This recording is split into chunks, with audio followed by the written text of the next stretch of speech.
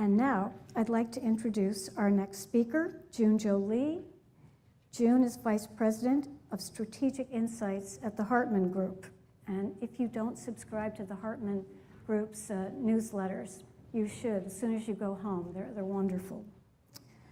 June has worked with the Hartman Group for 9 years. She's internationally trained as a food ethnographer. She focuses on understanding food culture in relation to health, identity, taste, and desire.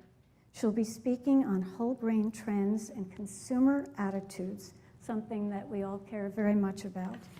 Thank you very much. Welcome, June.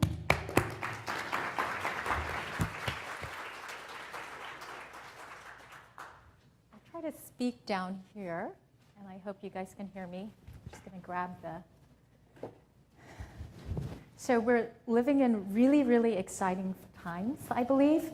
Food has never been so good, and it has never been so bad as well. And hopefully we've sort of hit the rock bottom. And, you know, we only have up to go, right? I think in terms of consumers, they have unprecedented access to food and food ideas through digital technologies, as well as through, you know, the burgeoning new foodways, old foodways, new foodways that we see in our cities.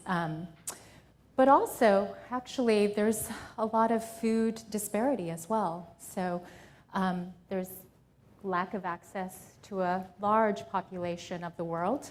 And so there's a lot of energy around food culture and food today. And I hope to share a little bit of that with you. We're going to have some time for questions, so I'm going to chip it along, and then, but I do have a question for you. Can you tell me what this is? Like, what could this be? What is the story that you're seeing in this picture?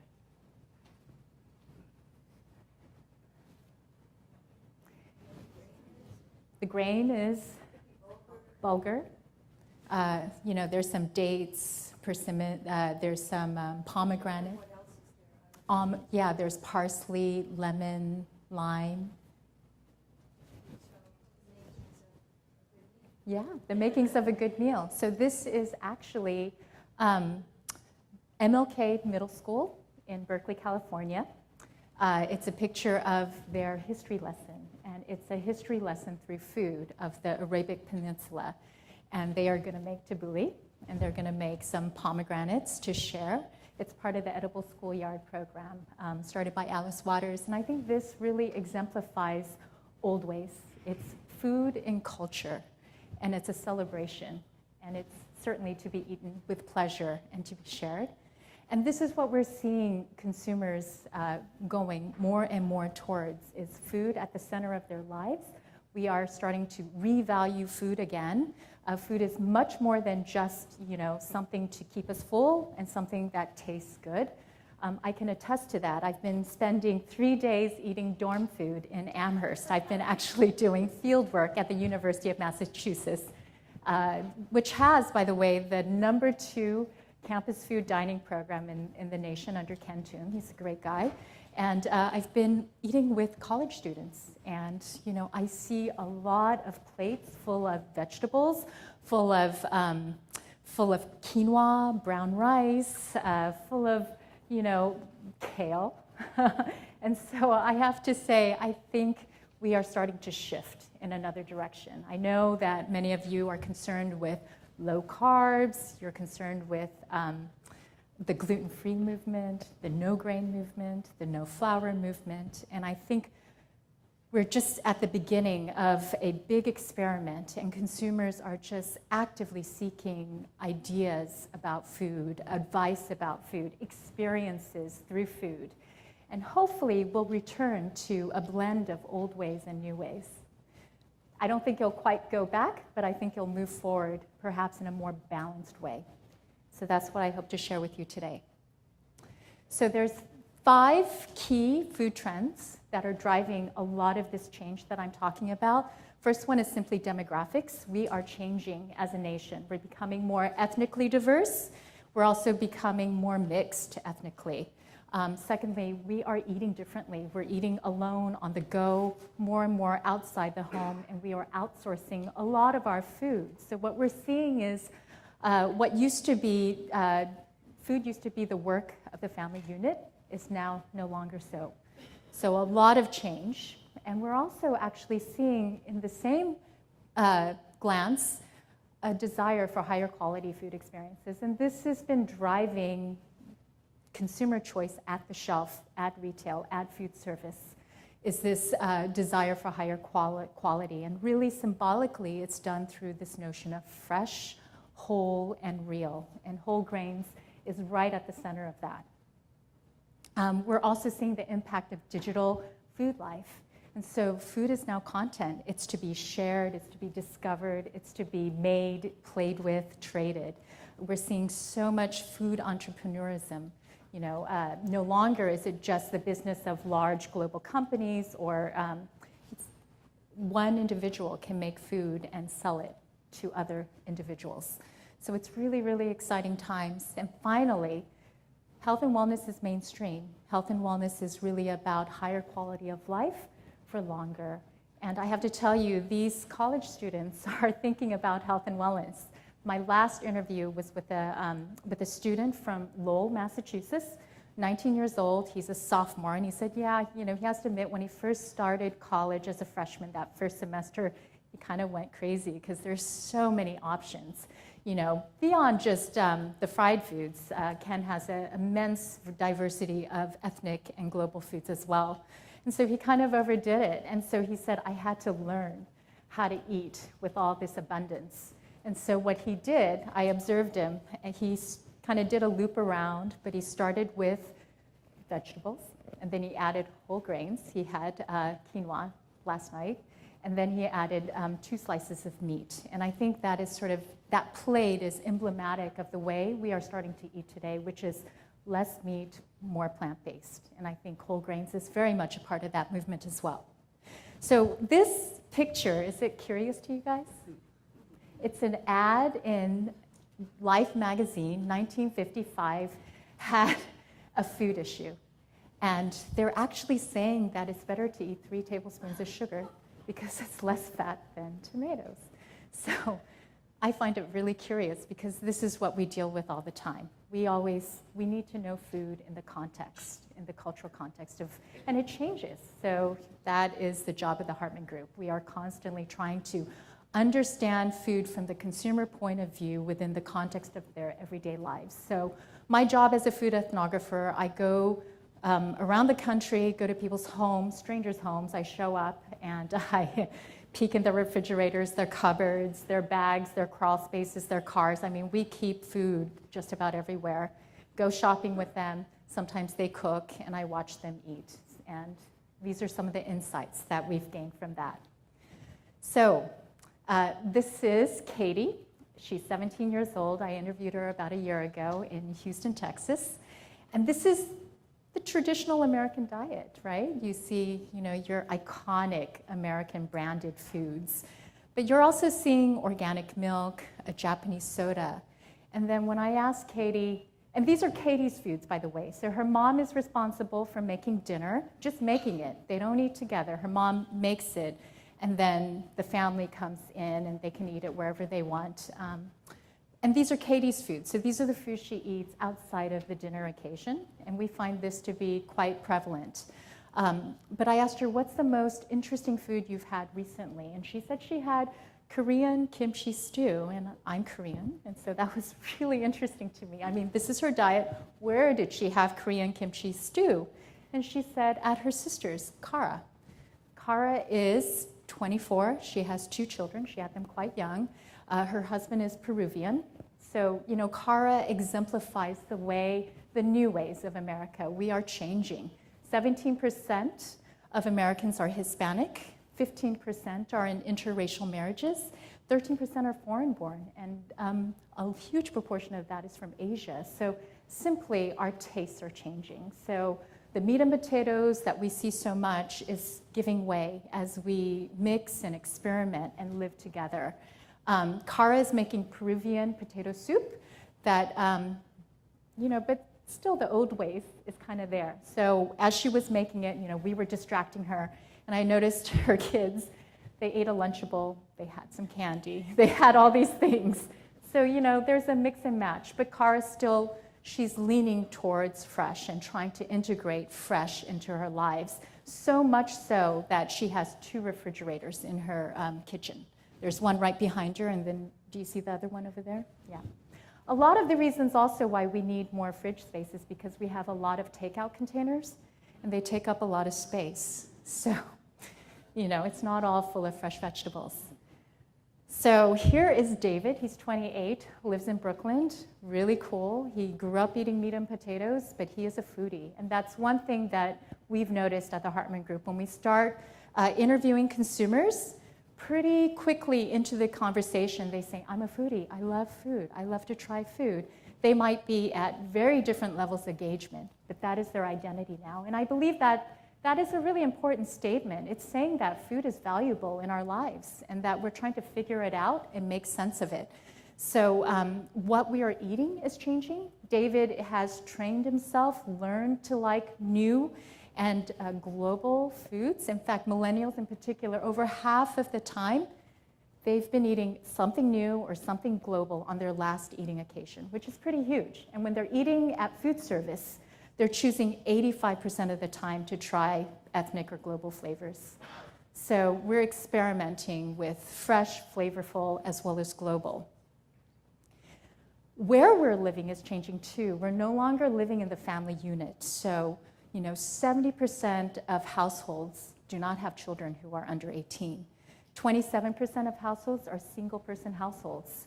And 19% are married. Only 19%, that's 20%, have children who are 18 and younger. So, this whole idea of mom, dad, and the 2.5 kids and the pet is really evolving. This is Madison, Wisconsin, and it is a dinner co-op. So they don't all live together, but they do get together to cook together and eat together as much as possible. They also buy in bulk. You should see their grain cupboard. It's just jars of whole grains. I think it would make you very happy. It is Madison, Wisconsin. And these students are very, very much involved in sustainable food movement. And we see millennials try to question where their food comes from and where it's going to go in the future. And their food is actually the first place that consumers can actually feel engaged in that larger conversation about sustainability, because everybody eats. It's something they do every day. And so we see that being a very sort of inviting way to begin journey in sustainability consciousness. How we are eating is changing, and I think I've mentioned it to you.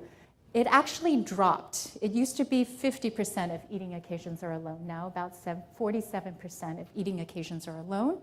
But we actually enjoy eating alone. So it used to be, you felt kind of like weird and lonely. So it's not this lonely, solitary, antisocial, alienated eating. We're actually expecting to eat alone. And in fact, millennials, more than any other group, they prefer to eat alone sometimes, actually, because, they feel that it's really productive time. They don't want to share their food. It's their food, and it's their special food. You're looking at me incredulously. This is not to say they also enjoy social eating. So, it depends, right? So lunch, breakfast, you're kind of eating alone, you're getting through the day. But we do see millennials very much so enjoying eating together in the evening. You should see late night at the University of Massachusetts Amherst. It starts around 10 p.m. I think it starts around, 10 to midnight. It is a huge social scene. It is amazing. And when you look at that, it's not about the sharing of the food, it's about eating together. So everybody's getting their own kind of individual food, but they're gathering together in large tables, and they're just having a really, really good time together. So that's another thing, the sharing of food, that one pot idea where we all kind of share from the common pot. I don't know if we're ever going to go back to that, because we're so used to customized, personalized eating. And that's a huge part of, Martha's shaking her head. That's a huge part of the sort of free-from diets that you're seeing, that people are experimenting with today. So when we're eating is changing as well. We're so busy, we don't have time to plan. Actually, I think what's happened is food is abundant. It's everywhere. So we don't have to plan ahead. So this is Crystal. I interviewed her in Austin, Texas at Ingredients. It's a package-less store. It's really cool. You should check it out. And this is her lunch. It sort of kind of happened impromptu. And Crystal was saying that, you know, she's an ad hoc eater. She kind of eats when she's hungry. She eats, you know, how am I going to know what I'm going to be in the mood for 4 hours later or even an hour later? And so this is something that we've been tracking a lot. We almost expect to be eating from a restaurant all the time. We expect food to be there. In fact, 63% decided what to eat within the hour, and that's 78% for millennials. So I've gone on shopping trips with consumers where we go grab lunch at a grocery store, and I ask them, do you know what you're going to have for dinner? No idea. And I said, well, why don't you think about it while you're grabbing lunch? Then you can, you know, too much to think about. So this is more and more this expectation, and with digital technologies, we're seeing more and more this expectation of instant, on-demand food. So what does this all mean? It means that we are a fully realized eating culture. So we are focused on eating. Everyone can participate then, because it used to be when we were more of a cooking-based culture, a cook's culture, right? Mom or someone cooked, and then everyone else kind of came to the table when dinner was ready. You ate what you were served, and you really didn't have much of an input in it. But now, since we're an eating culture, everyone can participate, and everyone is starting to really care about what they're eating. 77% of all eating occasions involve some or all prepared foods, which means conversely, 23%, is it 20? Can you help me with my math? It's 23% of the time we're scratch cooking. And when I interview a typical family with kids, people really committed to home cooking, they pretty much manage around 4 times a week of home cooking. This is, by the way, Houston again. It's a farmer's market. There is one stall that sells fresh produce. The rest, it's really actually an eating court. So they're selling prepared food for the lunch crowd at one Shell station, plaza. And then finally, because we're an eating culture, it just makes sense, right? That restaurant, not the home, is the nexus of quality. In fact, I've heard so many consumers tell me, my mom was not such a great cook, you know. I interviewed this one lady, Yaya, from Mexico. She said, my grandmother was a magnificent cook. That was her identity. There was no negotiation, and you ate what she made, and you enjoyed it. And you were there to eat it. Her mom, you know, had to work, so she was making a lot of stews and crock pot things. Yaya can make a few things, but not so much. And this is the experience of a lot of Americans today. So eating out has become expected. It's become an option. It's not a special occasion that you get dressed for, that you plan in advance. It's just one of the options of how to get dinner done or how to get lunch done.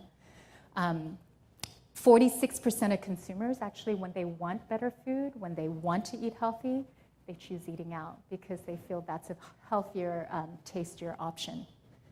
Do you guys know this? Do you guys know Shop House? It's pretty fascinating. It's Chipotle. So what they've done is they've taken out the burrito wrap, and they've put it in a bowl and put Asian flavors. And I think there's 2 locations or so, but really, really interesting for whole grains people. Because really the base of the bowl, which is really the way we see a lot of people eating today. So what we're seeing is sort of elaborate meals with multiple sides are going away as meals become more smaller. As consumers are eating more throughout the day, snacking more, our meals are becoming smaller, and so what we're seeing is a simplification of lunch, dinner, snacks. A bowl is a perfect sort of metaphor for that. And at the base of that is whole grains, either whole grains or vegetable salad. And then on top of that, consumers are adding protein and they're adding vegetables and flavors. So snacking, as I mentioned, we're snacking more. It's almost become our moral right. One thing I learned about UMass is they are a 24-hour, 24/7 operation. There's somewhere on campus that's in operation. So we are eating throughout the day. We're actually spreading our calories throughout the day. So we're debundling our meals and eating more snacks. And this is one of the cultural shifts that UMass is dealing with, because they're on the meal plan system. But when kids aren't eating meals anymore, it becomes a little bit of a different value proposition. So snacking is a moral right. This is a suitcase of a woman I took this picture of. She was going to Atlantic City for the weekend, and she was so afraid she was going to get off her diet. She filled it with snacks. A lot of fiber, as you can see, right there. And so what does this all mean? Consumers are playing with their food. They're experimenting in really, really interesting ways. I know that there is like gluten-free, no wheat, no grain. There's all kinds of vegan, paleo, dairy-free. These are all ways that consumers are engaging in deep food culture and trying to figure out, trying to customize food that's right for them. And what we see is that the smartphone, in 2009, if you guys can believe it, is when the iPhone was introduced. In that short span of time, consumers have astronomically increased their food literacy because of the smartphone. They're just always connected. They're sharing with each other. They're Googling YouTube. In fact, YouTube has replaced grandmother and mom. And so in a really sort of powerful way, consumers are reconnecting with food and learning how to cook. Maybe not from a relative or someone they know, someone who can maybe even cook better than someone they know. And in fact, 82% of smartphone users believe technology has improved how well they eat today. So that's huge. This is Vincent. He's 27. He lives in Seattle. He's a energy trader by day and a food entrepreneur by night. He's dreaming about it. He wants to start his own food truck. Those are his snacks. It's Gray's Box. And so what he's doing is he's ordering snacks online on a subscription basis. And he and his girlfriend, they split the snacks. So this is one way that they're trying to limit how much snacking they're doing. So they're splitting the box, get once a month, and when the snacks run out, no more snacks. So that's sort of their plan. You can see he also eats a lot of eggs. They eat out a lot. His girlfriend is really into ramen, so she's not only finding new places to eat, she's also making ramen from recipes. She's blogging about it. And this is what we see, this whole participation in food culture that consumers are starting to shift in. So they're not waiting around to be educated or told or corrected. They're playing and they're doing and they're making. And so our advice to the food industry is you got to go see what they're doing and what they're making and playing and dreaming and start participating with consumers where they are. In fact, food is a cultural product to be discovered. 44% have used digital resources to discover flavor, ingredients, and cuisines. That's really pretty astonishing if you think about the fact that it didn't exist 10 years ago to the scale that it has now. I love this one quote. This woman, 42-year-old, she lives in Westchester County and New York. And she saw, I don't know, do you guys know on BBC there's this bearded bikers who cook? They go around the world cooking authentic foods with a flair. Loves them. And so she was trying to find some Thai ingredients. And she discovered H Mart through Yelp. And at first, she didn't have a smartphone. And when she started going to H Mart, which is a Korean grocery store, she couldn't understand the products because they were not in her language. And then she got her smartphone, and the whole world opened up. So in a sense, our smartphones aren't just navigating neighborhoods and geographies. They're actually navigating entire cultures. And so this is how we're seeing food literacy and how consumers are participating, really in fun, exciting ways. I need to hurry along. So food is very personal. It's a personal journey. It's a trip through deliciousness and healthiness.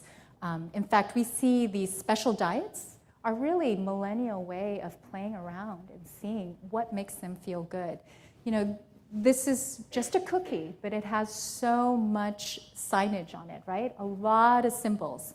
And what we're finding is that, you know, there's a lot of creativity and excitement, but there's also a lot of anxiety around food. And so consumers are trying to sort it through and find out what works for them.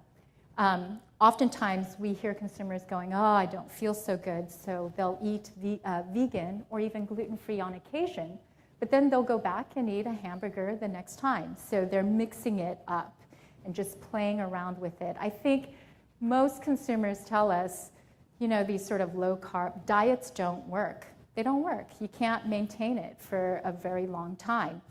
You know, vegan maybe for possibly, but all these other diets just don't work. So what they're looking for is a way of eating that makes them feel good. I think that expectation, the Oldways expectation of, you know, Pepto-Bismol is like the last course of a meal. Like, so you're supposed to feel bad after you eat. That's just not acceptable anymore. And so Eric, the sophomore from Lowell, Massachusetts, was telling me, yeah, I wasn't feeling good when I was eating just like, you know, everything in sight. And I said, how does that feel? And he said, sluggish. I said, were you gaining weight? He said, yeah, but I was feeling tired and I just wasn't functioning well. And so what we're hearing is consumers are using their own bodies to understand food. So they're eating it and they're kind of saying, how do I feel afterwards? And so we hear a lot of, you know, consumers saying, I want foods that make me feel light, that give me a lot of energy. And so what that really means is, you know, during the low-fat period, I believe health was in the heart area. That was the big organ that we kind of paid a lot of attention to. What's happened is it shifted down, and now our digestive tract, our gut, is sort of that source of health and wellness. So good digestion, consumers believe, is at the root of wellness. As simple as, you know, digesting my food properly, all the way to having, you know, an anti-inflammatory state in your body. So it's all sort of connected. Some consumers stop at just, I want to feel good, I don't want to feel tired or bloated. And some consumers can connect it all the way to, you know, not being inflamed. And I think that's where gluten-free is getting a lot of experimentation, a lot of play currently. 33% of consumers are seeking probiotics, and that is up by 24% since 2009. Only 9% in 2009 were seeking probiotics. That's a huge jump. So gluten-free really, what it does is it reflects this cultural belief that good digestion is the root of wellness. That's really what it is. When we poll consumers, they say, you know, I don't really know what gluten-free is. I don't really know if I just know that it helps me feel better. So it's a feeling. So wellness is this feeling that's been internalized in the digestive tract. So 32% of consumers use food to prevent digestive disorders. 30% bought gluten-free products in the last 3 months. 20% are actively reducing gluten in their diet. And of course, we know 1% are effectively celiac. So wellness is a feeling that is self-assessed, and it's really sort of discussed and articulated around this notion of balanced energy. So, you know, light, heavy, sluggish, bloated, all around sort of after I eat, how do I feel? And so what are consumers actually, you know, seeking out? Well, whole grains, fiber is right at the top with protein. So they're looking for complex carbs and protein for sustained energy. So that has not changed. It's still at the heart of a well-balanced diet. They're also seeking organic and natural. Organic, really, when you break it down, what consumers think of organic, it means the absence of negatives, absence of pesticides, herbicides, hormones, antibiotics. And then natural really is an indicator of real food. So what consumers want is pure, fresh, real, premium products, whole, sustainable. And where we're seeing the GMO fitting in is that it's not normal, and I don't know what it is. So, you can tease them all they want about, oh, they don't know what GMO is, they don't even know what the O is in GMO, but they're saying, I don't know what it is, and I'm not quite sure, and because I'm not sure, and because people seem to be trying to cover it up, I think it should be put out in the open, and let's talk about it. I think consumers are saying, let's have dialogue around GMOs. But really, 40%, sorry, there's a dot, 40% of consumers today say they're avoiding GMOs in their diet. And the reasons they put is safety concerns, not sure. I don't know enough about them, right? So why would I be eating this if I don't know enough about it? So I'm going to leave you with 3 ideas about how to engage consumers today. This new ways that's, just really fun, celebratory, full of higher quality food experiences. Do you guys know GFF? This is the first issue, but it's taking gluten-free into this whole new direction. It's taking it into a culinary direction. And that's where we saw the early gluten-free users, where it's not that they were going away from grains, they were actually going towards alternative grains, sprouted grains, whole versus flour. It became this whole ancient heritage grains. It became this whole way of participating in food that was fresh and less processed.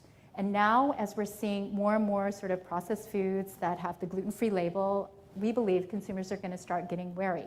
Just like organic in the beginning meant something to consumers, and now they're saying, if there's organic junk food, I'm not quite sure if that's actually helpful to me to figure it out. But at the base of it, consumers want higher quality food experiences. So artisanal bread is, just really sprouting across America at farmers markets and at bake shops. Cheese grits, that sort of redone, refined comfort food. And then secondly, another way consumers are engaging in whole grains is through play. So seeing whole grains in really unexpected places, that's a pillow of oats wrapped around a probiotic drink, and it's this interesting concept. And then down here, there's popped quinoa that's showing up in chocolate. So we're seeing all kinds of fun, interesting inclusions. This is sushi, but it's tomato sushi. Kind of looks like tuna, but it's actually tomato. And then this whole sort of play with different types of grains. So it adds variety and spice to consumers' daily diets. Then finally, the last point is really the future of food. So this is Steve Jones, Bread Lab in Wazoo, Washington, my state, and he's trying to create different types of grains that actually are beneficial to consumers and to farmers. And there's a lot of energy around him. And so, and then, of course, the Earth Foods Cafe. This is a cafe at UMass, and it's a student-run business. And I love how they serve today's special, yesterday's special at a discount. There's salad, there's always brown rice, and there's always kale. But I think the point of this diet is to figure out how to create affordable, higher quality food that's accessible for all, as well as sustainable into the future. And this is another student that I interviewed, Chris, and I love his Yes Farmers, Yes Food. And so I think that instead of the No Farms, No Food, he said it's Yes Farms, Yes Food. And that is the direction that we're seeing a lot of millennials running to. I think I'm at time. Thank you. Okay. Have you done any studies? I was wondering how the whole movement towards street food and snacking and eating habits compares to the kind of cultural street food that we see around the world and the way people eat in Asia or the Mediterranean or wherever there are cultures of street food.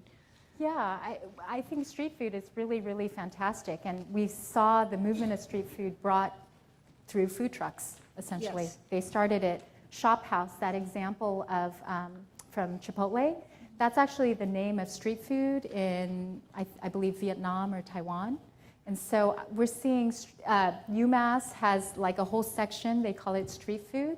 But what's really interesting about street food is they tend to be small little bundles of food, not large, and they allow you to experiment and play with different types of foods. because they tend to be traditional food ways, old ways based. They tend to have a sort of less meat, more grains, and more vegetables. And so consumers feel that it's healthy. And how does it compare to the way families eat in other countries and cultures? I mean, in cultures where there is a culture of street food, do families eat on the run the way they do in this country? Well, I can't speak for all countries. We did do research in China, particularly, and I use that as a contrast because in China, the restaurant is the epicenter of quality as well, not the home anymore, but people eat together. So when they're eating out, they're eating together, they're eating in groups. At home, they're eating together, they're waiting for each other. India as well, like as a traditional culture, they are still eating together. I interviewed an Indian American family. They wait until 9:30 so that they wait for all the members of the family to come back together. I think there's this pressure in American culture to not feel hungry, and the kids should not be hungry. So you gotta feed the kids. The kids can't wait. And so we don't wait for each other. Even if it's like 30 minutes, we don't wait for each other. We have to solve that hunger issue. So I see it kind of coming out, but we're not talking about that. Thank you.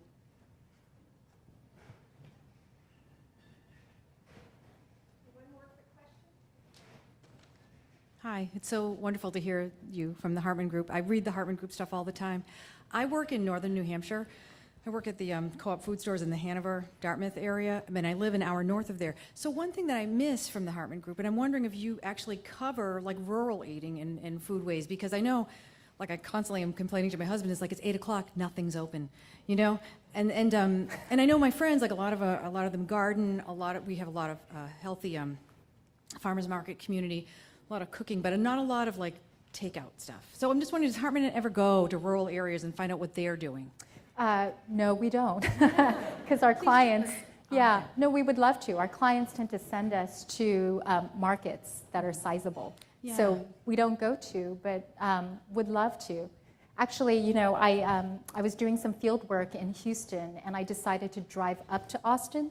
So I passed all the little places and stopped by at the Walmart and, you know, at the gas station food market, and just sort of trying to see what the retail landscape is. Yeah.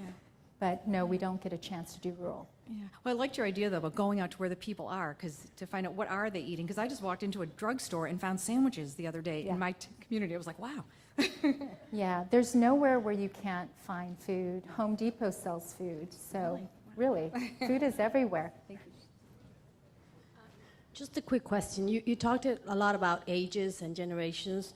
How different are the needs or the healthy feelings towards socioeconomic pyramid? I mean, if you're, you know, the higher the education is, what are the concerns, and the lower the education? What difference have you seen there? Yeah, I think the concerns are similar. There's definitely a concern of time.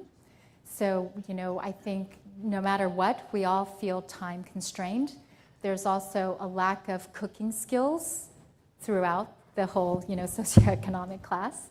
There's also a lack of, you know, ritualized eating.